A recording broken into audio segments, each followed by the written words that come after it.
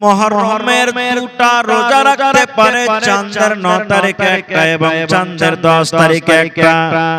নবী আমার বলেছেন এই দুটা রোজার এত ফজিলত, এই দুটা রোজার এত দাম, এই দুটা রোজাকে আল্লাহ এত ভালোবাসেন, তার 1 বছরকার গুনাহ আল্লাহ রাব্বুল আমিন maaf করে দিবেন। দুটা রোজা রাখার কারণে তার জীবনের 1 বছরকার যত সাগীরা গুনাহ হয়েছে, যত ছোট ছোট গুনাহ হয়েছে, আল্লাহ রাব্বুল আমিন 1 বছরকার গুনাহ maaf করে দিবেন। সুবহানাল্লাহ। এইবারে আমার ভাইয়েরা, মায়েরা, খালারা শুনেন, মেলায় লোক কি করে? এই দেখেন লোক হাতে কাপড় বেঁধে নিশানা উঠায়, হাসান ইয়া হাসান ইয়া হুসাইন ইয়া আলী পড়ে। পড়ে না? পড়ে না? ইয়া হাসান ইয়া হুসাইন ইয়া আলী, এরকম ভাবে তারা নারা দেয়। ভাই আমার, আমরা সবাই জানছি মুরসালিন সাল্লাল্লাহু লেখা রাখেন, আমরা সবাই জানছি যে হযরত হাসান রাদিয়াল্লাহু তাআলা আনহুকে কত কষ্ট দিয়ে মারানো হয়েছিল। সুবহানাল্লাহ।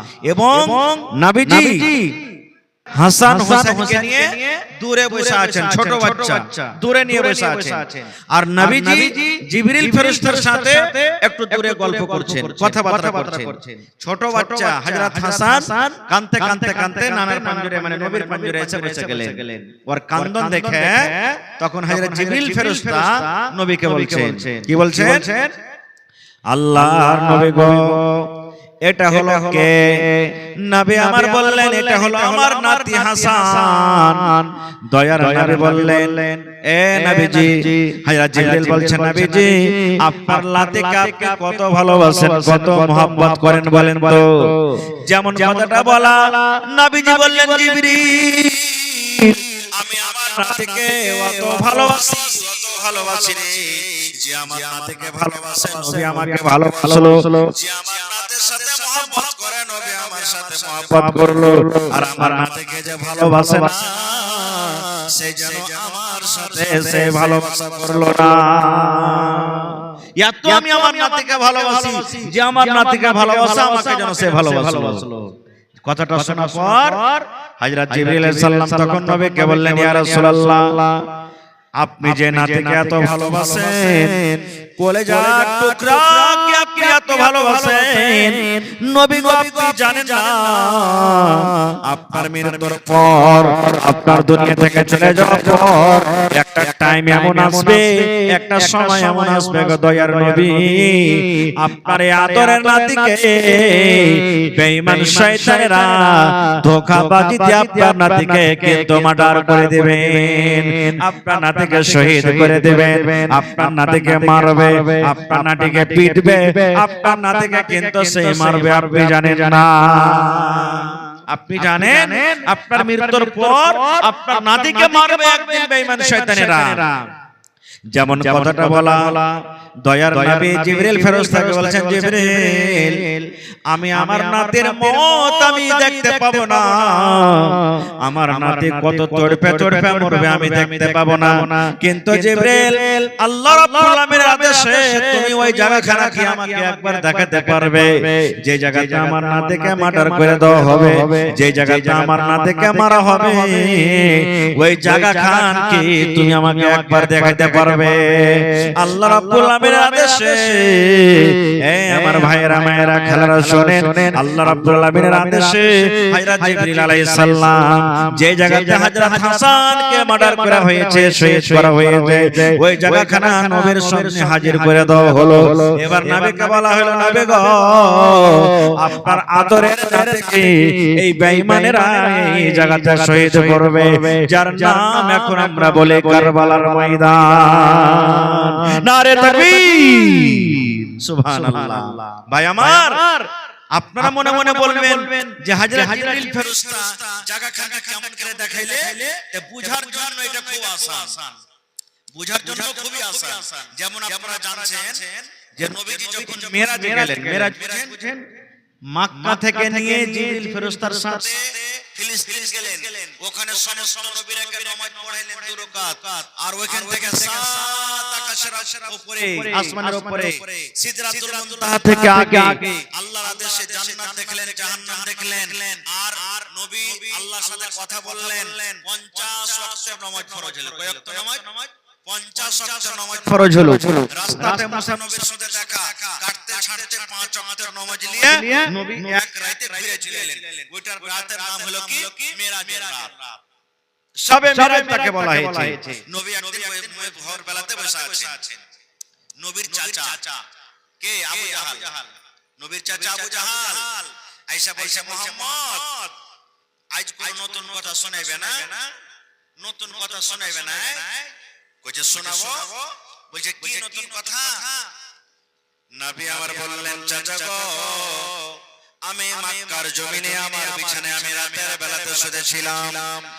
আল্লাহর আদেশে হযরত জিবরিল আলাইহিস সালাম আমার কাছে এলেন। বুররাক নামে একটা ঘোড়া আমার কাছে নিয়ে আসলেন। আমি ওই ঘোড়াটাতে চড়ে আমি ফিলিস্তিনের মাটিতে গেলাম, বাইতুল মুকাদ্দাসে গেলাম। ওখানে আমি 2 রাকাত সমস্ত নবীরাকে নামাজ পড়ালাম। ওখান থেকে 7 আকাশের উপরে চলে গেলাম। এক আসমান 2 আসমান করতে করতে 7 আকাশের উপরে চলে গেলাম। আমি সিদরাতুল মুনতাহা থেকে আগে চলে গেলাম। আল্লাহর আদেশে জান্নাত দেখলাম, জাহান্নাম দেখলাম, আল্লাহর সাথে কথা বললাম। আল্লাহ রাব্বুল আমিন 50 ওয়াক্তের নামাজ আমাকে প্রথমে দিলেন। রাস্তাতে মুসা নবীর সাথে দেখা হয়ে গেল। মুসা নবীর কথা শুনে আমি আল্লাহর কাছে বারবার গেলাম। এবার শেষের বেলাতে 5 ওয়াক্তের নামাজ নিয়ে আমি একই রাতে আবার আমি মক্কাতে ঘুরে এলাম। মানে এক রাতে আমি মক্কা থেকে ফিলিস্তিন, ওখান থেকে 7 আকাশ, ওখান থেকে তারপরে 5 ওয়াক্তের নামাজ নিয়ে আবার মক্কাতে আমি চলে এলাম। বিশ্বাস করার কথা কেউ বিশ্বাস করবে না। ওই জামানাতে সুবহানাল্লাহ। এবারে তখন আবু জাহাল খিলখিল করে হাসছে যে, মুহাম্মদ ভাতিজা, তুই আমাকে যে কথাটা বললি তোর বন্ধু আবু বকরকে ডেকে আনছি, ওর সামনে তুই বলতে পারবি? বলছে হ্যাঁ পারবো। এবার তখন দৌড়াতে দৌড়াতে চলে গেছে আবু বকর। আরে চলো চলো বন্ধু, হযরত মুহাম্মদ কি বলছে চলো তুমি একটু শোনো, তার খবরটা তুমি শোনো। ওর খেয়াল যে আবু বকর তাই জোর কথা মানবে না। এবার চলে গেলেন হযরত আবু বকর রাদিয়াল্লাহু তাআলা আনহু আবু জাহালের সাথে সাথে চলে গেলেন নবীর কাছে। এবার আবু জাহাল বলছেন, মুহাম্মদ তুমি আমার সামনে যে কথাটা বলেছো, এক রাতে এখান থেকে আমি জান্নাত জাহান্নাম সব ঘুরে যাচ্ছি, এই কথাটা তার সামনে বলো। নবী আমার বলে দিলেন যেমন কথাটা বলা। হযরত আবু বকরকে বলছেন, আরে আবু জাহাল, আমার নবী যখন বলেছেন, আমার নবী সত্য বলেছেন, আমার নবী মিথ্যা বলেননি। আবু জাহাল শুন, আর নবী আমার বলেছেন আল্লাহ হলেন এক, আল্লাহকে জীবনে কোনোদিন চোখে দেখেনি। আল্লাহ কেমন, আল্লাহর রং কেমন, আল্লাহ কেমন হয়, কিন্তু নবী বলেছেন আল্লাহ এক, জীবনে বিশ্বাস করেছি আল্লাহ হলেন এক। নবী বলেছেন জান্নাত আছে, জাহান্নাম আছে, চোখে দেখেনি বিশ্বাস করেছি। আমার নবী বলছেন একটা রাতে আমি এই মক্কা থেকে নিয়ে ফিলিস্তিন আর ওখান থেকে নিয়ে 7 আকাশের উপরে জান্নাত জাহান্নাম সব ঘুরে যেতে আমি আবু বকর মেনে নিলাম, কারণ আমার নবীজি কোনোদিন মিথ্যা কথা বলেন না। যেমন কথাটা বলা, দয়ার নবী সুবহানাল্লাহ খুশি হয়ে গেলেন। এবারে তখন বলছেন আবু বকর, এতদিন লোক তোমাকে আবু বকর বলে ডাকতো, আজ থেকে তোমাকে লোকেরা ডাকবে আবু বকর সিদ্দিক বলে, তোমাকে লোকেরা ডাকবে। যখন কথাটা বলা, আবু জাহাল দেখলে যে এই জায়গাতে তো আমি হেরে গেলাম, আবু বকর বিশ্বাস করলো। তখন নবীকে বলছেন যে এক কাজ করো মুহাম্মদ, যখন তুমি বাইতুল মুকাদ্দাস দেখেছো, তোমার খিড়কি কয়টা, ওর জানালা কয়টা, ওর খিড়কি কোন দিকে আছে, কোন রঙের আছে, একটু বলো। আপনারা কহেন একটা রাত গেছে, মানে গোটা রাত কিছু সময়ের জন্য কে দেখেছে কি জানলা কে খিড়কি কোন দিকে কি আছে না আছে। এবার নবীজি কিন্তু কেমন করে বলবে। এবারে তখন আল্লাহ রাব্বুল আলামিন জিবরিল ফেরেশতাকে বলছেন, জিবরিল রে, আবু জাহাল আমার নবীকে প্রশ্ন করে দিয়েছে, যে এই প্রশ্ন নবীর কাছে উত্তর নাই। এই জিবরিল যাও তুমি তাড়াতাড়ি করে বাইতুল মুকাদ্দাসের ফটো ছবি আমার নবীর সামনে তুমি ধরো তুলে দাও। আবু জাহল সওয়াল করবে আর আমার নবী দেখে দেখে জবাব দিবে। যাও আমার নবীর সামনে তুমি ফটোটা হাজির করে দাও। আবু জাহাল সওয়াল করবে, আমার নবী দেখে দেখে জবাব দিবে। এটা বিশ্বাস হয় না যে ফটো ভালো দেখা দেখে হয়। একটা কথা বলেন, বোঝার জন্য খুবই আসান। আজকে আপনি এখানে বসে আছেন, কত ভাই আছে, কার বেটা দিল্লিতে আছে, কার বেটা কাতারে আছে, সৌদি দুবাইতে আছে না নাই? এবার বন্ধুরে এখানে একটা বড় মোবাইল আছে, বেটার কাছে একটা বড় মোবাইল আছে। এবার যদি বেটা বলে আমার আম্মাজানকে দেখবো, মাকে দেখবো, বেটাকে দেখবো, বেটিকে দেখবো, বলেন 1 মিনিটের মধ্যে কত কত হাজার কিলোমিটার দূরে বেটা থাকতে গেল। আপনার চেহারা কেমন আছে, আপনি কোন ঘরে আছেন, কোন বিছানাতে আছেন, কোন জায়গাতে আছে, আপনার বেটা কি হালাতে আছে, কোন জায়গাতে আছে, বলেন এক অপরকে দেখা দেখে হয় কি হয় না? হয়েছে? যখন মানুষ এতখানি করতে পারে, তো যে আল্লাহ মানুষকে এতখানি করার ক্ষমতা দিয়েছেন, জ্ঞান দিয়েছেন, সে আল্লাহ করতে পারবে না?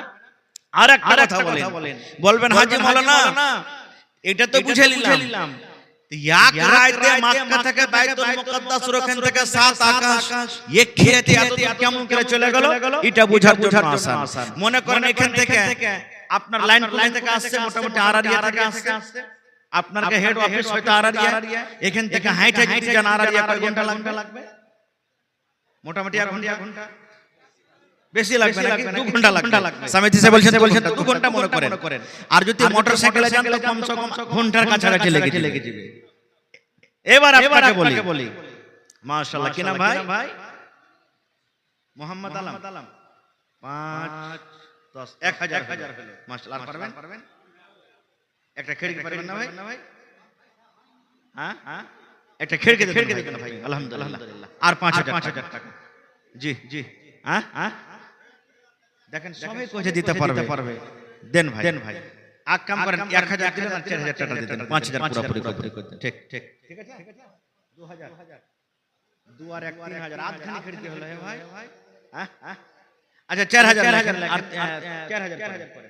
ঠিক আছে হ্যাঁ লেখেন একটা খিড়কি দিয়ে দিও। মাশাআল্লাহ মোহাম্মদ আলম একটা খিড়কি, নারে তাকবীর, মাশাআল্লাহ দোয়া করতেছে পরে। এবার বোঝার জন্য খুব আসান। ধরেন ওইখানে লাইন দিবে আর আপনার এখানে বল জ্বালা আছে, আরারিয়া 2 ঘন্টার রাস্তা। এবার আপনি বলেন ওইখান থেকে যেমনি বাটন দাবলে এদিকে লাইন আসার জন্য, তো লাইনটা আসতে মোটামুটি 1 ঘন্টা লেগে যাবে এখানে। তাহলে সেকেন্ড লাগবে নাকি?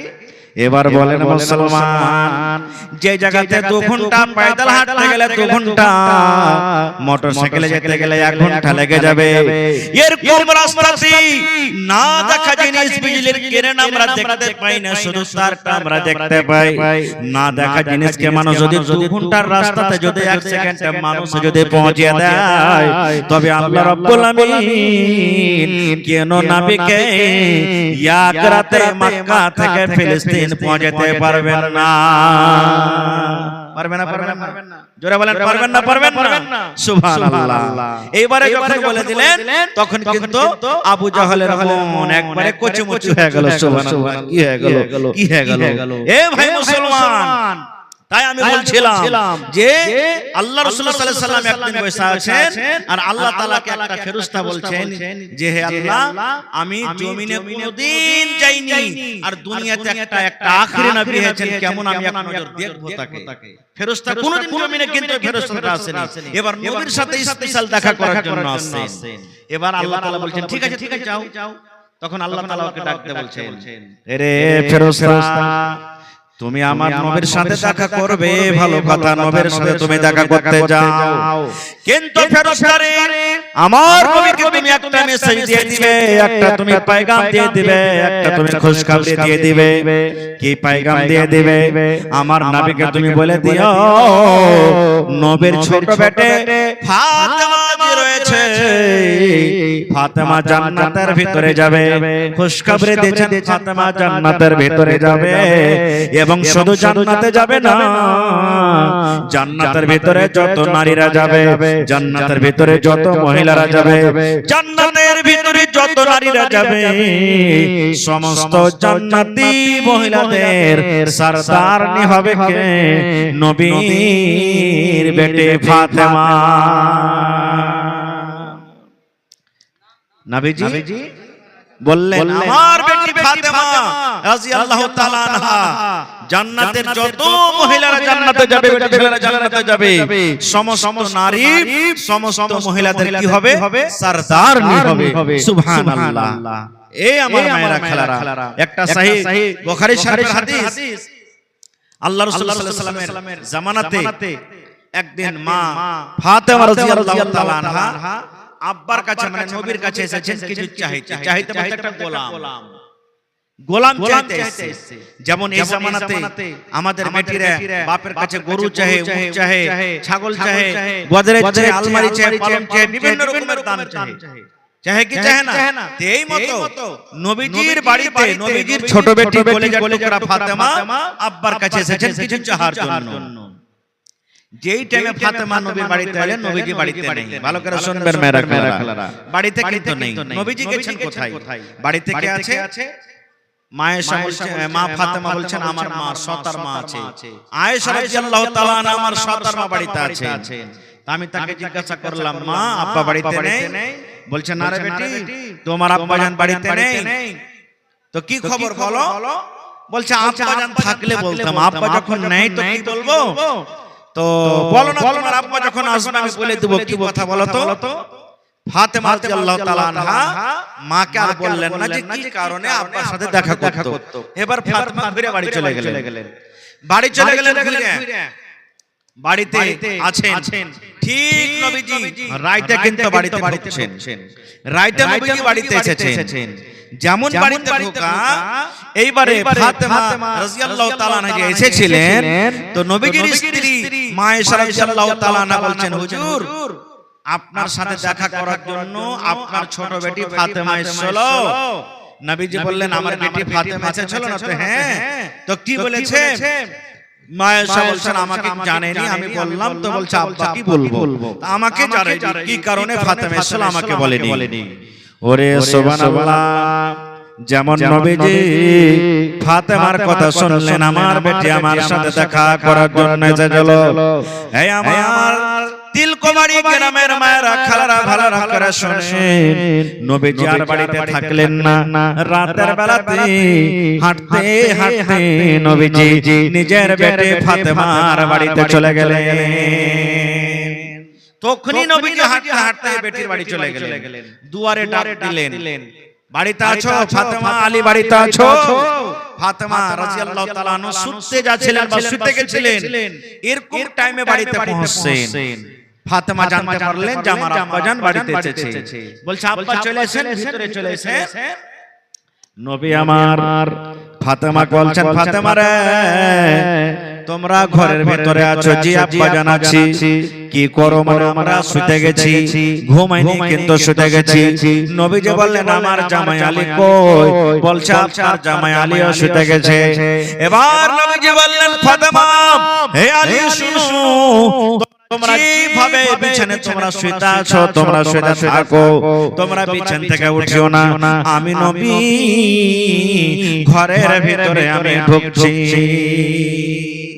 এইবারে ফাতেমা রাদিয়াল্লাহু তাআলা আনহা বলছেন বিছানার এক সাইডে আমি আর আমার স্বামী হযরত আলী বিছানার এক সাইডে, আমাদের দুজনের মধ্যখানে নবীজি বসে গেলেন। একদিকে ফাতেমা একদিকে আলী, মধ্যখানে নবীজি বসে গেলেন। এবার বসে যাওয়ার পর নবীজি ফাতেমাকে বলছেন ফাতেমা আমি শুনেছি তুমি আমার সাথে দেখা করার জন্য গেছিলে আম্মা। কি কারণে তুমি আমার সাথে দেখা করার জন্য গেছিলে? মা রে তোমার কি দরকার ছিল রে মা? তুমি কি আমাকে বলবে না? আয় আমার মায়েরা খালারা আপনারা শুনেন যেমন কথাটা বলা এবারে ফাতেমা রাদিয়াল্লাহু তাআলা আনহা নিজের আব্বাকে মানে নবীকে এরকম ভাবে নিজের হাত কাটা দেখাইছেন আব্বা গো আমার হাত খান দেখেন গো আব্বা এই হাতের জন্য আমি গেছিলাম বলবেন মাওলানা হাতে কি আছে দয়ার নবী ফাতেমার হাতে দেখছে হাতে খোঁচা পড়ে গেছে সাদা সাদা হয়ে ধলো ধলো হয়ে হাতে খোঁচা পড়ে গেছে যেমন আপনি কোজল চালাবেন যেমন আপনি বাঁশ কাটবেন দাও দিয়ে বাঁশ কাটবেন কোজল চালাবেন কোজল চালার পর যেমন আপনার হাতে ফোঁসা পড়ে যায় নবী আমার দেখলেন ফাতেমার হাতে কিন্তু ফোঁসা পড়ে গেছে কত ফোঁসা এমন আছে গলে গেছে কত ফোঁসা সাদা সাদা হয়ে আছে হাতটা কিন্তু লোহলাহান হয়ে গেছে এবার নবী বলছেন বেটি রে কি কারণে তোমার হাতে ফোঁসা পড়েছে রে মা তুমি কি কাম করছিলে রে মা তোমার হাতে কেন ফোঁসা পড়ে গেল এবারে ফাতেমা বলছেন আব্বা গো আপনার জামাইয়ের বাড়িতে আলীর বাড়িতে কোনো নৌকর নাই কোনো চাকর নাই কোনো দাসদাসী নাই আমি আমার স্বামীর বাড়িতে আব্বা গো আমি ইন্দারা থেকে কলে আমি ইন্দারা থেকে পানি তুলি ইন্দারা থেকে পানি তুলে এবং স্বামীর বাড়িতে জাতা টেনে টেনে টেনে টেনে আমার হাতে ফোঁসা পড়ে গেছে বলছে আব্বা আপনার জামাইয়ের বাড়িতে কোনো দাসী নাই নৌকর চাকর নেই ইন্দারা থেকে পানি তুলে আর জাতা টেনে টেনে হাতে ফোঁসা পড়ে গেছে তাই আপনার কাছে গেছিলাম যদি একটা দাসী গলা দিতেন চাকরনি গলা দিতেন তো আমার আসান হয়তো নবীজি এবার কি বলছেন দেখেন তার কথাটা আমি পরে বলবো এখানে একটুখানি ক্যালকুলেট আমার মা খালারাকে বলবো নবীর বেটি জাতা টানতেন নাকি এখনকার স্ট্যান্ডার্ড জমাতে খালি কোন মা খালা কোন বহিনেরা বিয়ে শ্বশুর বাড়িতে যায় আর খালি জাতা টানার কথা শুনলে যে মিলে পিছতে হবে না জাতাতে পিছতে হবে ও ক্ষীর কাজিতে যায় আর আসবে না আর যেতে পারবো না এই খাইস্টার বাড়ি থেকে মা ভাত খেতে পারবো না আমি এই মরারা টাকা বাঁচাইছে কাঞ্জুসি করছে আর খালি জাতা ঠিকই করেছে বলবে কি বলবে না আগেকার মায়েরা আমার যারা বুজুর্গ খালা আছেন মহিলারা দাদি নানি টাইপের মায়ের টাইপের यारा কোন রাত দুরাতে উঠেছে আর ফজর আজান হয়নি ওরকে ঢিকেতে দানে চাল বানা হয়ে গেছে ফজর নামাজ পড়ে বসেছে ঠিক না উঠতে 5 কিলো 10 কিলো করে কোহান পিছা হয়ে গেছে এরকম হয়েছে না হয়নি সুবহানাল্লাহ খায়ের যাও এবার ফাতেমাটাকে নবী আমার বলেছেন এ আমার মায়েরা খালারা শুনেন আল্লাহর নবী বলেছেন আমার বেটি ফাতেমা জান্নাতের ভিতরে যাবে রে জান্নাতের ভিতরে যাবে শুধু ফাতেমা জান্নাতে যাবে না যত নারীরা জান্নাতের ভিতরে যাবে যত মহিলারা জান্নাতের ভিতরে যাবে সমস্ত নারীদের সরদারনি হবে নবী বলেছেন আমার বেটি ফাতেমা এরকম জান্নাতি মহিলা জান্নাতি নারী স্বামীর বাড়িতে জাতা টেনে টেনে টেনে হাতে ফোঁসা ফেলে দিলে যাকে দুনিয়াতে জান্নাতের সার্টিফিকেট দেওয়া হয়েছে সেই মহিলা স্বামীর বাড়িতে জাতা টেনে টেনে হাতে ফোঁসা ফেললেন আর কে নবী আমার বলেছেন আমার নাতি হাসান আমার নাতি হোসেন এটাকে হযরত আলী ফাতেমার বেটা দুটো নবী বলেছেন আমার হাসানকে যে কষ্ট দিবে নবী আমাকে কষ্ট দিল হোসেনকে যে কষ্ট দিলে নবী আমাকে কষ্ট দিল নবী আমার বলেছেন আমার নাতি হাসান এবং হোসেন জান্নাতের ভিতরে যাবে জান্নাতের ভিতরে যাবে দয়ার নবী বলেছেন হাসান হোসেন জান্নাতে শুধু যাবে না রে যত নওজওয়ান যত যুবক জান্নাতের ভিতরে যাবে সমস্ত নওজওয়ানের সরদার হবে আমার নাতি হাসান এবং হোসেন এরকম জান্নাতি বেটাদের মা হলেন ফাতেমা যে নিজের স্বামীর বাড়িতে জাতা টেনে টেনে হাতে ফোঁসা ফেলে দিলেন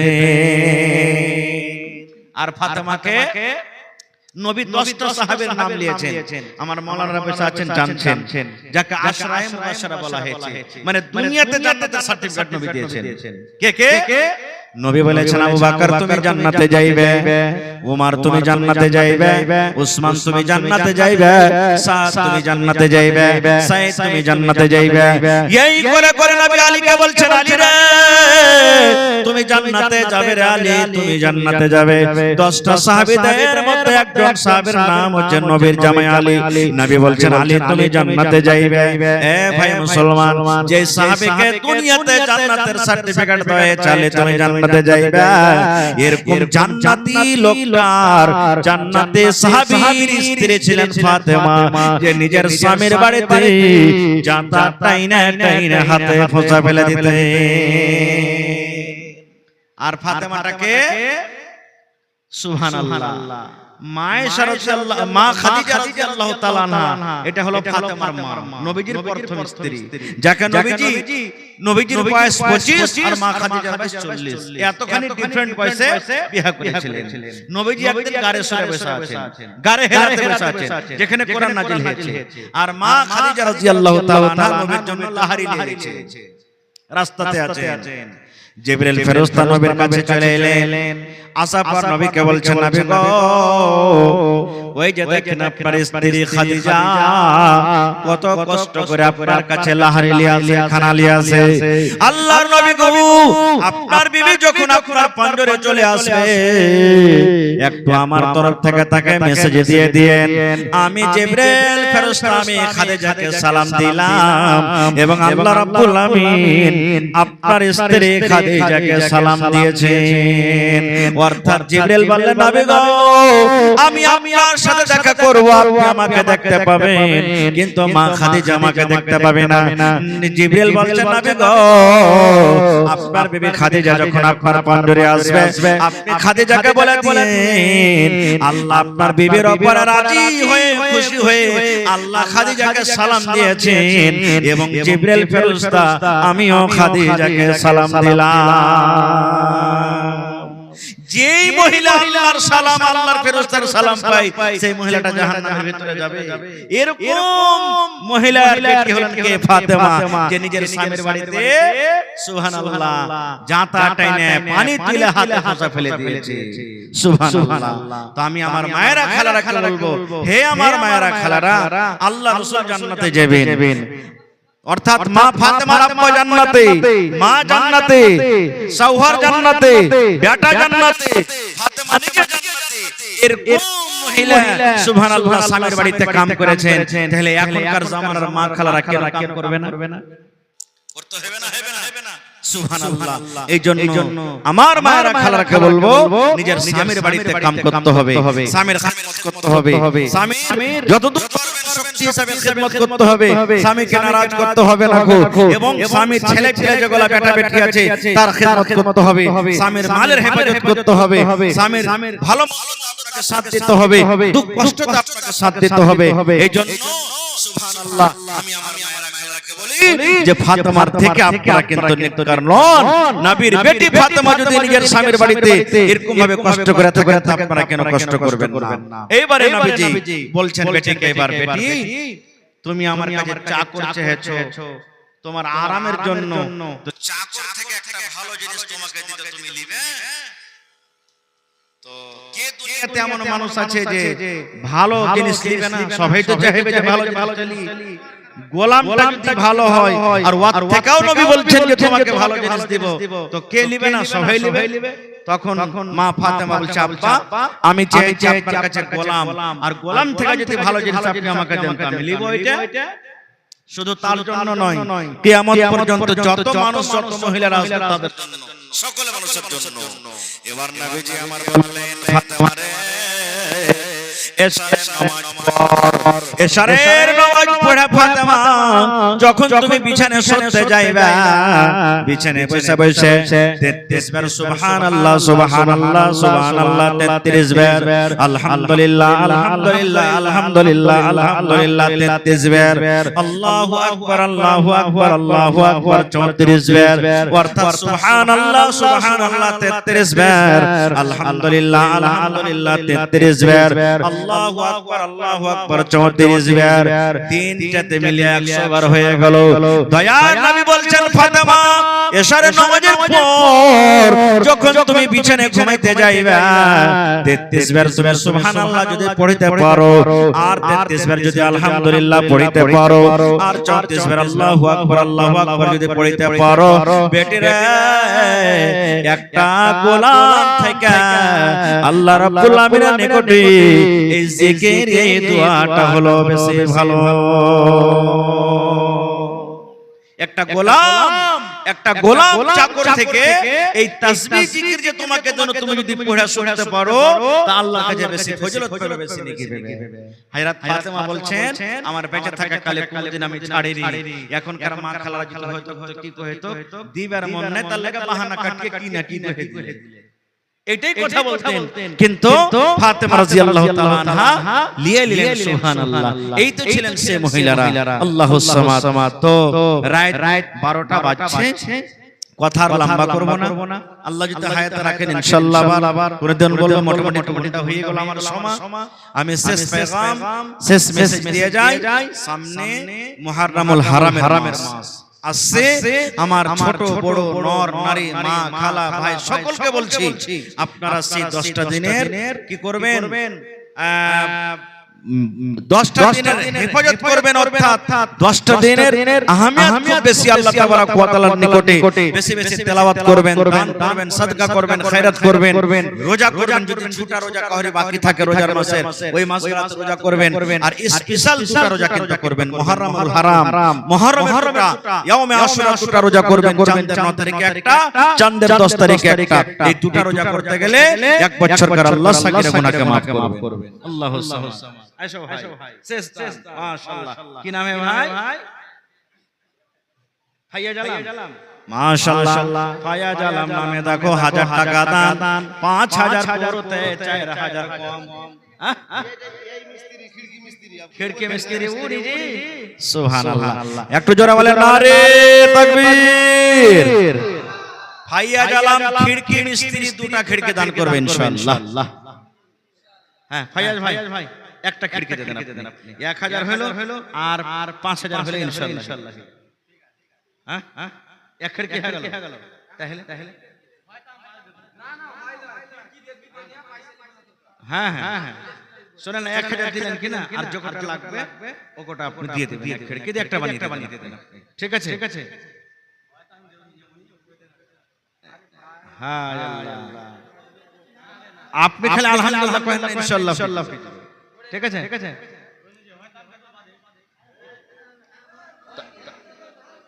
তো লেখে হ্যাঁ লেখেন ফাইয়াজ ভাই 5000 টাকার লেখেলেন।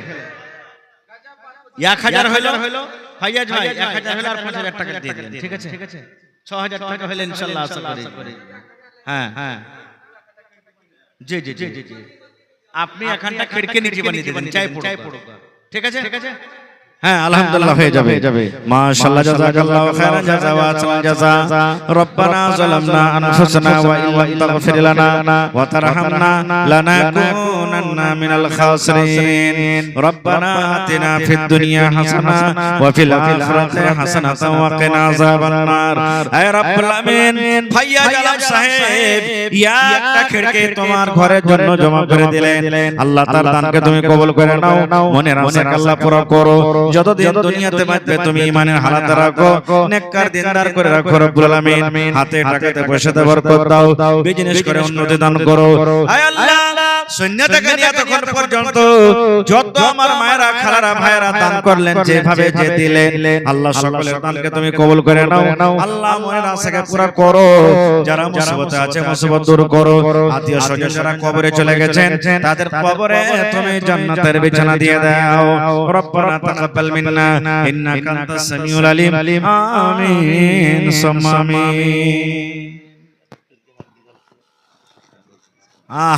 এই দেখেন আমার মাওলানা মহিদুর রহমান সাহেব তাইমি দাদু দাদি নানা নানি এবং মা বাবা বেঁচে আছেন সকলের জন্য নিজের জন্য বিবির জন্য বাড়ির আওলাদ যত আছে সকলের জন্য একটা খিড়কি দিয়ে দিলেন নারে তাকবীর রব্বানা যালামনা আনফুসানা ওয়া ইল্লাম তাগফির লানা ওয়া তারহামনা লানাকুনান্না মিনাল খাসিরিন রব্বানা আতিনা ফিদ দুনিয়া হাসানা ওয়া ফিল আখিরাতি হাসানাতাও ওয়া কিনা আযাবান নার আয় আল্লাহ মা বাবা বেঁচে আছেন রব্বুল আলামিন মা বাবাকে ভালো রাখো আল্লাহ আমার মাওলানা মহিউদ্দিন রহমান সাহেব সামি একটা খিড়কি জমা করে দিলেন আল্লাহ মাওলানা দানকে তুমি কবুল করে নাও হাতে টাকাতে পয়সাতে বরকত দাও আল্লাহ সেহাত ভালো করে রাখো আল্লাহ ছেলে মেয়ে বিবি বাচ্চাকে ভালো করে রাখো বাড়ি ঘরে সুখ শান্তি দাও আল্লাহ দাদা দাদি নানা নানি যারা বেঁচে আছেন ভালো রাখো আর যারা কবরে চলে গেছেন তাদের কবরে তুমি জান্নাতের বিছানা দিয়ে দাও হে আল্লাহ যেদিন কিয়ামত হবে হাসর ময়দান হবে ওই কিয়ামতের দিন তোমার আরশের তলাতে আল্লাহ তুমি জায়গা দান করিও আমিন সুম্মা আমিন মাশাআল্লাহ সামান ভাই হাই আল্লাহ একটা খিড়কি দিয়েছে বললেন রব্বুল আলামিন মা বেঁচে আছে কি আহারে মা দুনিয়াতে নাই মা মানে ময়ে মা মানে দয়া আল্লাহ মা কবরে চলে গেছে আজ যদি মা থাকতো কত আদর করে মাকে মা বলে ডাকতো আল্লাহ মাটির ঘরে মা জানি না মা কবরে কি হালাতে আছে মায়ের কবরে তুমি জান্নাতের বিছানা দিয়ে দাও আল্লাহ মায়ের কবরকে তুমি নূর দিয়ে মনোহর করে দাও হে রব্বুল আলামিন যেদিন কিয়ামত হবে হাসর ময়দান হবে আল্লাহ ওই কিয়ামতের দিন তোমার আরশের তলাতে তুমি জায়গা দান করিও আল্লাহ মাকে জান্নাতুল ফিরদৌসে তুমি জায়গা দান করিও রব্বানা তাকাব্বাল মিন্না ইন্নাকা আনতাস সামিউল আলিম আমিন সুম্মা আমিন এই দুনিয়া ছেড়ে চলে যাব একদিন মায়ারে বাঁধন ভেঙে যাবে একদিন এই দুনিয়া ছেড়ে চলে যাব একদিন মায়ারে বাঁধন ভেঙে যাবে একদিন আসব না আমি আর এ ভবনে কোনদিন আসব না আমি আর এ ভবনে কোনদিন এই দুনিয়া ছেড়ে চলে যাব একদিন মায়ারি বাঁধন ভেঙে যাবে একদিন ভালো থাকেন আমার জন্য দোয়া করুন আল্লাহ যেন আমাকে ভালো রাখে।